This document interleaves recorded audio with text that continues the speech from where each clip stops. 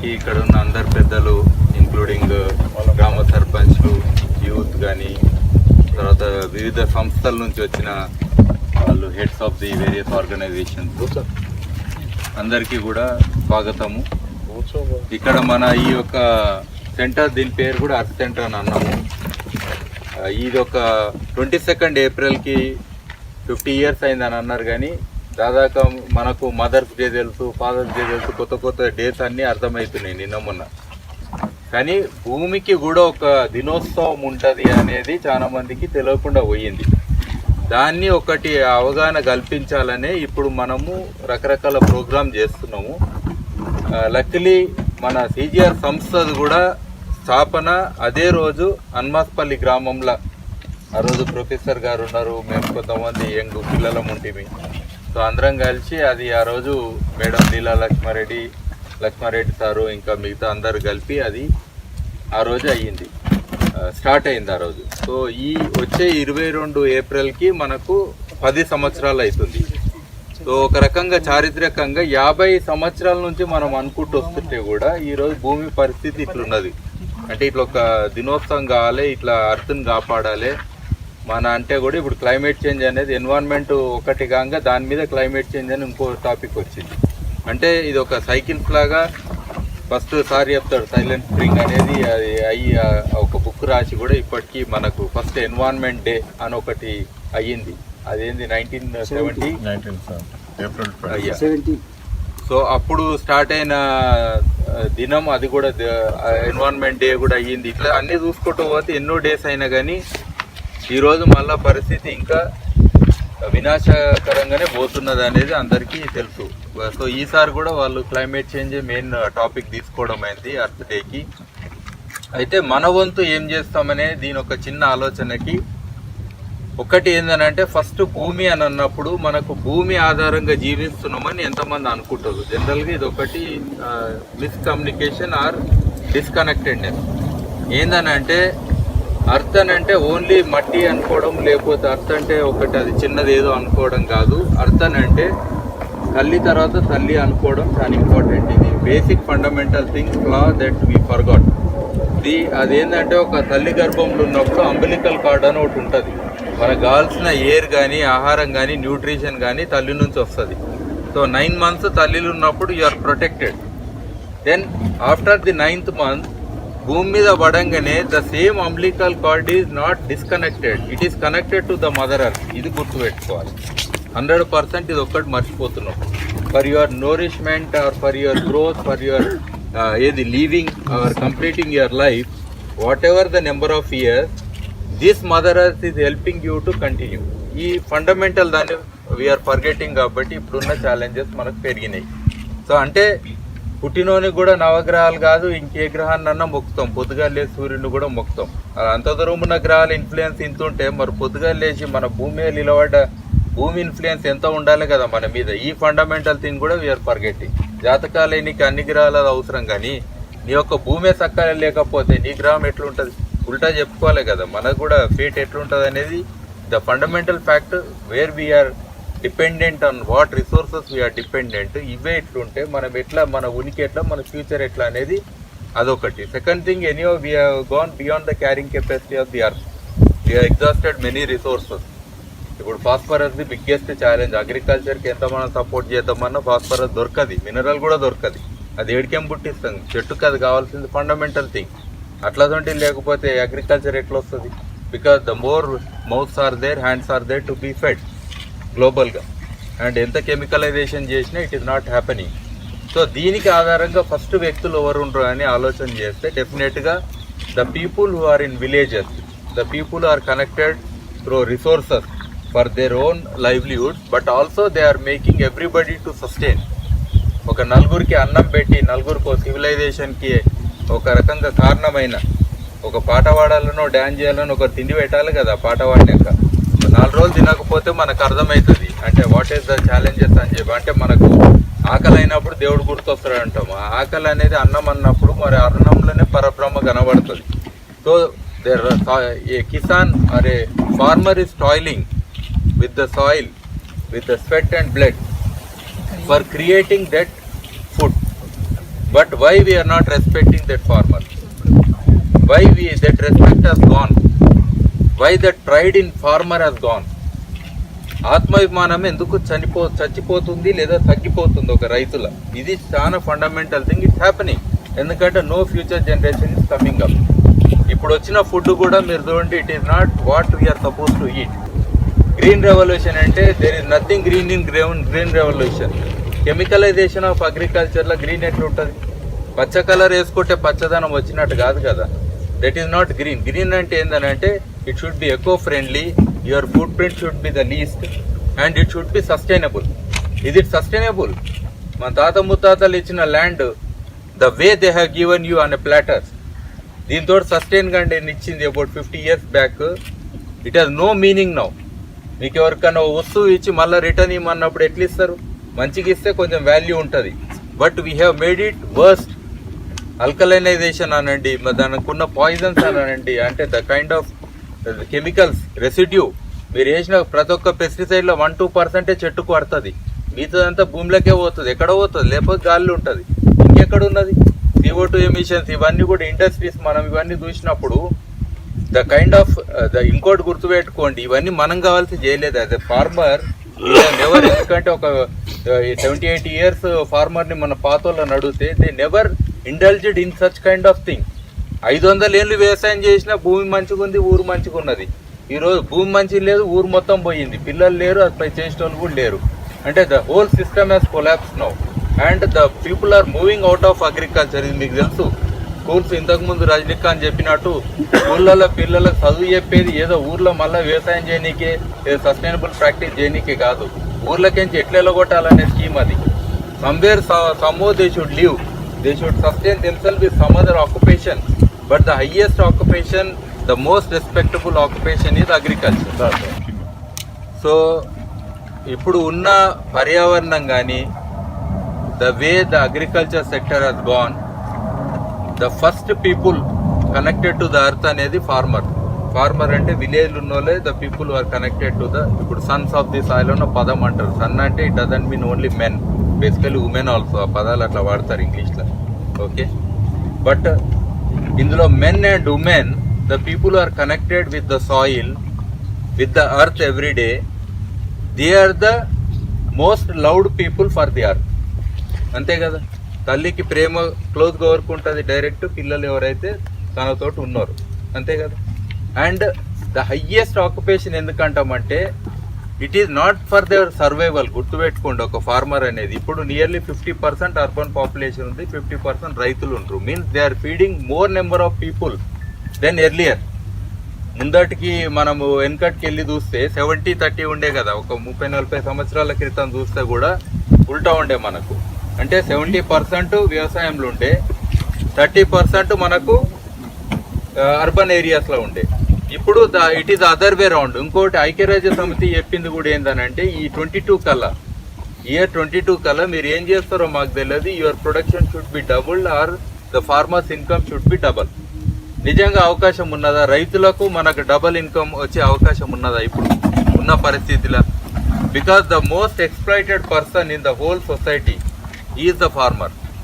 అది ఫండమెంటల్గా గుర్తుపెట్టుకోవాలి. ఎక్స్‌ప్లాయిటెడ్ అంటే రైట్ ఫ్రమ్ ఎవ్రీథింగ్. ఇన్పుట్లో ఉన్నోళ్ళు కూడా లాభం వస్తుంది, అందరికి లాభం వస్తుంది, పాలు అమ్ముకునేటోళ్ళకి కూడా లాభం వస్తుంది. All the people dependent on a farmer has no debt.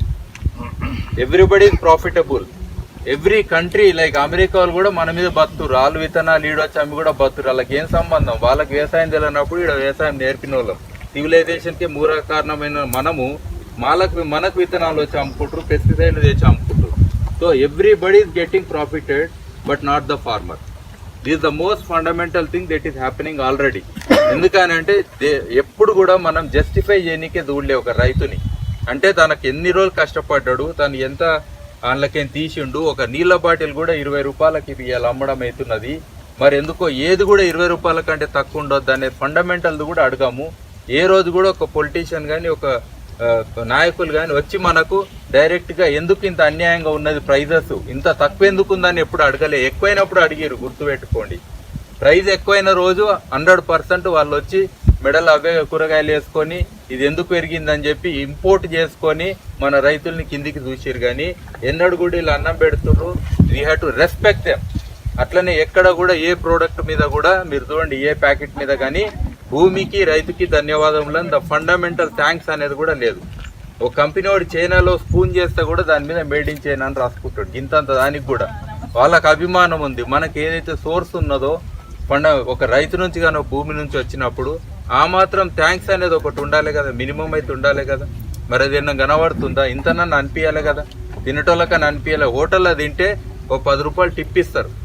అది ఓ రైతు బజార్లో ఒక రైతు అమ్మితే ఓ 2 కట్టల కాడ 3వ కట్ట గుంజుకుంటారు. అవునా కదా? సో మరి ఆడ అట్లెందుకు అటిట్యూడ్ ఉంది? నిజంగా తూకం ఎప్పుడన్నా కరెక్ట్ ఇచ్చిరా? మనకు ఇయ్యలేదు. సో ఇట్లా ఎట్లా చూసినా కానీ ఒకటి ఏందనంటే the identity of a farmer, the villages ఏదైతే మూలం ఉన్నదో దాంది ఈరోజు కంప్లీట్గా పోతున్నది. ఏది భూమికి కనెక్ట్ అయిన దాంట్లో. This is one of the issues. ఇది కాకుండా మన బయోడైవర్సిటీ, గ్రామాలలో ఏదైతే జీవ వైవిధ్యం ఉండేనో ఇప్పుడు మీకు విత్తనం మీకేం సంబంధం లేదు. దాదాపు తాతలు ఇచ్చిన విత్తనం దాపెట్టుకొని అలా వండించింది ఏం లేదు. The total biodiversity is gone. ఎన్నైతే చెట్లు మనకున్నాయో చుట్టుపక్కల దాదాపు అన్ని చెట్లు కూడా మీరు మధ్యాహ్న భోజనం కింద కట్టలు చెట్లు చేస్తున్నాం. అదే పిల్లలకు చెప్తాం మీరు చెట్లు పెట్టుంటారా అని. 2 రోజులు అయితే అదే పిల్లలు పెట్టే చెట్లు మనకు పొయ్యిల కట్టి అవుతున్నది. ఫండమెంటల్ థింగ్ ఎల్పిజి ఇచ్చి సాల్వ్ చేయొచ్చు కదా. ఎంతో మందికి ఎల్పిజి ఇంత పోస్టర్లు పెట్టుకొని తిరుగుతారు. పిల్లలకు ఎల్పిజీలు ఇచ్చి మరి అదే పర్యావరణంలో నా చెట్లు మిగిలి పెట్టుకొని ఇలా స్కీములు లేవా? మినిమం కదా. బయోడైవర్సిటీ కన్సర్వ్ చేయాలి, చెట్లు కన్సర్వ్ చేయాలంటే అంత కామన్ సెన్స్ లేదా? పిల్లలకే కదా మీరు ఇచ్చేది. బియ్యం కూడా ఇస్తారు కదా, అన్నం పెడుతురు కదా. అదే ఎల్పిజీలు ఇస్తే అయిపోతావు. పొగల కూర్చొని పిల్లలు చదువుడేంది? ఒకవేళ నిజంగా అనిపిస్తే మీకు. సో అట్లా కూడా మనము ఒక రకంగా రైతు ఒక ఉనికి అనేది ఇప్పుడు డిసపేర్ అయ్యే పరిస్థితి వచ్చేసింది. ద ఫండమెంటల్ ఏది మన పీపుల్ అని అనుకుంటాము who has built the whole economy of the nation earlier. ఎందుకంటే ఎకానమీ ఈజ్ డిపెండెంట్ ఎకానమీ. ఇప్పుడు మీద ప్రింట్ కొట్టి మీదకి పంపించే ఎకానమీ ఉన్నది. పైసలు చాలా ఉన్నాయి కానీ క్వాలిటీ లేదు. పైసలు చాలా ఉన్నాయి but the whole environment is poison. కాబట్టి ఇందులో 3 అనుకున్నుండే. ఒకటి డెఫినెట్గా హౌ టు దిస్ మదర్ అర్త్కి మన ఒక రెవరెన్స్, మన ఒక భక్తి అంటే ఏదో రోజు పూజలు చేసి దాని మీద పండి ఓర్లుడు కాదు. భక్తి శ్రద్ధలు అంటే remembering that because of you we are living. There is a need for us to protect you. Protect అంటే తప్పు చేయొద్దు అంతే. దానికి ప్రొటెక్షన్ చేయడానికి మీరేం దేవుళ్ళు కాదు, అంతకు మించేం కాదు.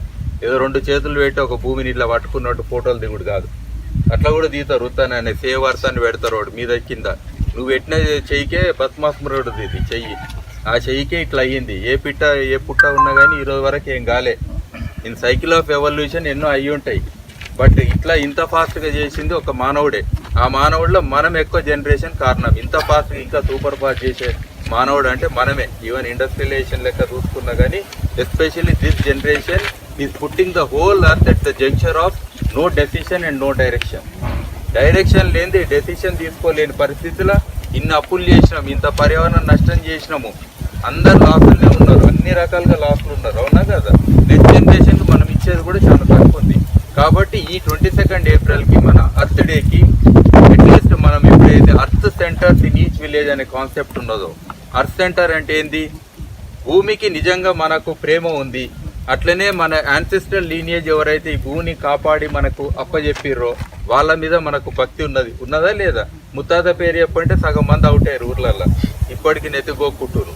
అరే అది కూడా తెలియదా అని చెప్పి ఎన్ని ఊర్లలో అడిగినా అదే ప్రాబ్లం. ఎక్సెప్ట్ ఒకరిద్దరు చెప్పిరేమో. దాదాపు అందరు కూడా తాత వరకు చెప్పారు. అందరికీ ఎవరికైనా భూమి మీద హక్కు ఉందంటే మీ 4 తాతల పేర్లు రాసుకొని రండి అంటే ఎవరికి హక్కే లేదు అసలు. Because if you don't respect our own ancestral lineage who were the real environmentalists. Environmentalists అంటే ఏదో ఇట్లా రోడ్ల మీద బ్యానర్లు కట్టుకొని ర్యాలీలు తీసి రన్ అని చెప్పి హైదరాబాద్లో అక్కడిక్కడ వస్తే ఎన్వైరన్మెంటలిస్టులు కాదు. చెప్పుకోనికే టీ షర్ట్లు వేసుకొని నేను పర్యావరణం వేస్తానంటే కూడా కాదు. నిజమైన ఎన్వైరన్మెంటలిస్ట్ ఏంటి? పనికొచ్చే చెట్లు పెట్టాలి. ఏ చెట్టు కూడా పనికిరాంది పెట్టొద్దు. హైదరాబాద్ ఇన్ని అవుటర్ రింగ్ రోడ్లు ఉంది. ఒక్క చెట్టు కానీ ఒక కాయ కాస్తుందా, పువ్వు కాస్తుందా? ఒకటన్నా తింటారా మీరు?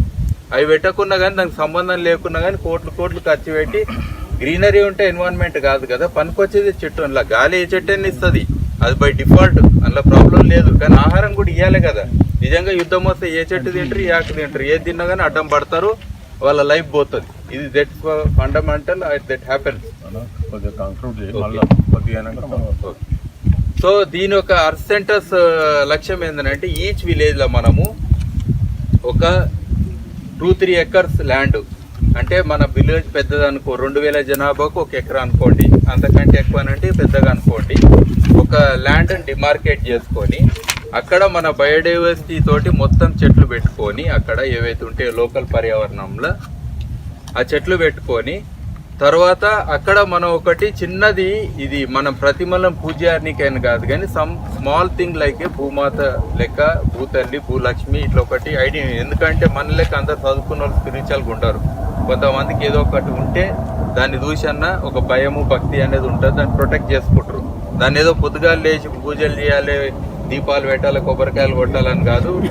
The most compassionate, the most ఏది మన ఓర్పు సహనం ఉన్నది భూమాత. ఏది కోరుకునేది కాదు, గుర్తుపెట్టుకోండి. అన్ని దేవుళ్ళ లెక్క కోరుకునేది ఏం ఐడెంటిటీ ఉండదు. కాబట్టి అట్లాంటి ఒకటి పెట్టుకొని అక్కడ ఒకటి రైతులకు, వారికి ఈవెన్ రైతులకు కూడా ఏది లేదు ఊర్లల్లో.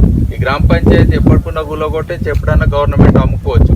పెద్ద ఆఫీసులు వస్తే సర్పంచ్ సీట్లోనే కూర్చుంటాడు, ఎమ్మెల్యే వస్తే ఏడో కూర్చుంటాడు, సర్పంచ్ లేపు కూర్చుంటాడు. అంటే దాని అర్థం ఏంది, అది మనది కాదు, ఆ సీటు కాదు, 5 ఏళ్ళు వస్తుంది, గాల్లో పోతుంది, ఐడెంటిటీ ఉండదు. స్కూళ్ళు కూడా అమ్ముకోవచ్చు, రోడ్లు ఆల్రెడీ అమ్ముకోరు, టోల్ గేట్లు కడుతున్నాం, ఏది కూడా లేదు గవర్నమెంట్ దగ్గర, మనం అది మనది అనుకోనికి లేదు. So for our own identities, our own ancestor lineage this thing. అక్కడ ఏంటంటే వంశవృక్షాలు అని చెప్పి పెట్టుకొని, మీ వంశానికి ఒక వృక్షం పెట్టుకొని అక్కడ అన్ని పేర్లు రాసి పెట్టుకోండి, ఎన్నైతే ఆ వంశంలో పేర్లు ఉంటే అన్ని రాసి పెట్టుకోండి. This is a way of honouring our own ancestor lineage who were the real environment in this. ఎన్నో చెట్లు పెట్టి ఎంతో మందికి సమాజ నిర్మాణానికి వాళ్ళు కారకులయ్యారు. ఎన్నో గుడ్లు కట్టిరంటే ఉత్తా రాలే, ఓల్డ్ బ్యాంకులో రాలే, వీళ్ళు కిందికేంచి ఇస్తేనే అవన్నీ కట్టారు. ఏ చెరువు కట్టినా ఏది కట్టినా కానీ కిందికేంచి వస్తేనే వచ్చింది వెనకటికి. సో కాబట్టి వాళ్ళని రెస్పెక్ట్ ఇచ్చుకోవడము. తర్వాత మన లోకల్ బయోడైవర్సిటీ, మనకి ఎన్నైతే చెట్లు ఉన్నాయో మన గ్రామం ఆల్రెడీ చుట్టుముట్టు అన్ని చెట్లను కూడా మనము మళ్ళా ఆ ప్రదేశంలో అంటే ఎకరకు 400 వరకు చెట్లు పెట్టుకోవచ్చు. సో మనకు ఎంత వీలైతే అన్ని చెట్లు అక్కడ పెట్టుకొని దాన్ని కూడా కాపాడుకుంటే మనకేమైతే అంటే రేపొద్దున ఈ ఎన్వైరన్మెంట్ చుట్టుముట్టు ఇంకా డిస్ట్రక్షన్ అయ్యి లేకపోతే ఎవరో కంపెనీలలో వచ్చి దాన్ని ఆక్యుపై చేసి ఇంకేమైనా చేసిపోతారు కదా, రకరకాలు అవుతున్నాయి. ఇవాళ రేపు రాత్రి దానికి ఒక పేరు పెడతారు, ఉన్న ల్యాండ్స్, ఉన్న ఊర్లు, ఉన్న ఇండ్లు అన్నీ కూడా మనకు కనబడకుండా పోతున్నాయి. అప్పుడు అట్లీస్ట్ ఫ్యూచర్లో అంత డిస్ట్రక్షన్ అయినా కానీ they become the seeds again. ఒక గ్రామం ఒక సోల్ అవుతుంది, ఒక సీడ్ అవుతుంది, ఒక ఐడెంటిటీ అవుతుంది. ఈవెన్ ఊర్లు, పొలాలు గిల్లలు అమ్ముకొని ఎక్కడ పోయిన కూడా ఒక ఐడెంటిటీ ఉంటుంది.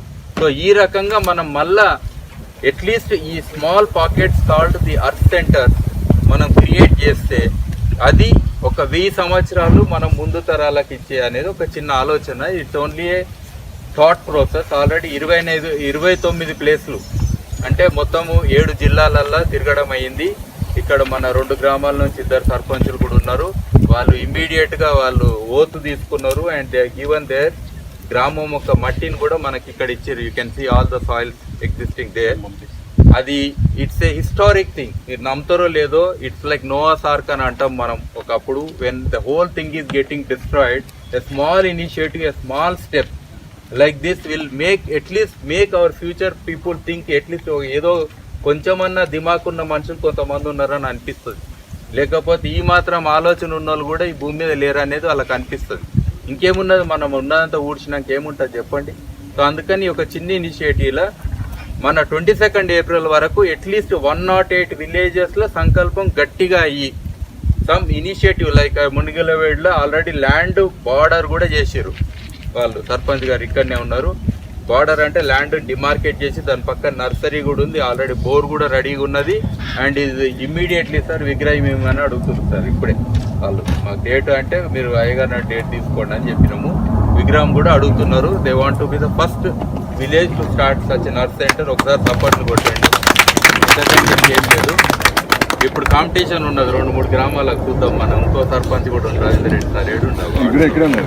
ఇక అన్ని కాంపిటీషన్లు ఉన్నాయి ఇక్కడ ఎవరు ముందు అనేది. సో లెటస్ బిగిన్ సమ్వేర్ అనే కాన్సెప్ట్లో ఇది. అట్లనే ఆ రోజు ఇంకో ఆలోచన ఏంటంటే to consolidate all these initiatives, ఏదో గాలికి ఎవరో చేసిరు అనకుండా ఫ్రమ్ అవర్ టీజీఆర్ కూడా ఒక వ్యక్తి ఒక ఏరియాలో లైక్ వెంకటేష్ వరంగల్ అవన్నీ చూసుకుంటాడు, కృష్ణ కానీ మశంకర్ కానీ ఇటు సైడ్ చూసుకుంటారు. సో అట్లా ఒక్కొక్క ఏరియాలో అట్లనే మన యశ్వంత్ నారాయణ పేట ఈ సైడ్ చూసుకుంటాడు. ఇట్లా ఒక్కొక్క ఏరియాలో చూసుకుంటా దెన్ అట్లీస్ట్ 1000 గ్రామాలు మేము టచ్ చేయాలని ఒక including Andhra Pradesh. It's not restricted to Telangana alone. So ఇక్కడ ఆల్రెడీ మీరు కొంతమంది వచ్చారు కాబట్టి సో ఇందులో హౌ టు గో అబౌట్ అనే ఒక ఆలోచన చేసుకుంటే then we can slowly initiate that process అక్కడ కూడా. సో అట్లనే మన సత్యగోపాల్ రెడ్డి గారు వచ్చి ఈజ్ ఆల్సో కమిటెడ్. నిన్న మన ముచ్చర్లలో ఈ పార్టిసిపేటెడ్. తను అన్నాడు మనకు 7 లక్షల గ్రామాలు ఉన్నాయి, అట్లీస్ట్ మనం ఒక 1-2% చేసినా కానీ it is a very good achievement. ఆయన స్టేట్ బయోడైవర్సిటీ బోర్డ్ తోటి, ఆంధ్రప్రదేశ్ స్టేట్ బయోడైవర్సిటీ బోర్డ్ తోటి మాట్లాడి, బికాజ్ వాళ్ళకు కూడా ఇది లింక్ అవుతుంది. మీరు ఏదైనా పేరు చెప్పండి, హరితారని చెప్పండి, it works out. State biodiversity అనండి, ఇట్ వర్క్స్ అవుట్. ఎందుకంటే పర్యావరణాన్ని కాపాడుతున్నాం ఎటు తిరిగి, అంతే కదా. సో ఏదో ఒక రకంగా వీ కెన్ డూ అనేది ఒకటి అనిపించింది. సో దీనికి 22 ఏప్రిల్కి ఒక పెద్దది నేషనల్ లెవెల్ ఈవెంట్ హైదరాబాద్లో చేయాలని ఒకటి ఆలోచన. Calling including international people, some of the best experts contributed to environment వాళ్ళని కూడా ట్రై చేస్తున్నాము. సో అట్లాంటి వాళ్ళు కూడా కొంతమంది వస్తారు. ఆ రోజు ఒక పెద్ద ఈవెంట్ హైదరాబాద్లో అవుతుంది. అప్పుడు మీ గ్రామాలలో ఆల్రెడీ ఇనిషియేట్ చేసిన వాళ్ళు మీరు కూడా అందరూ జాయిన్ అవుతారు. ఆ రోజు ఆల్రెడీ మేము తెచ్చిన మట్టిని కూడా we'll display there and tell that this many villages are already committed for the earth centers in each village అనే ఒక ఆలోచన. So this is one of the programmes as a this 10 years event for the CGR as well as for the to commemorate the 50th year for the UN declaration also. Okay, thank you very much.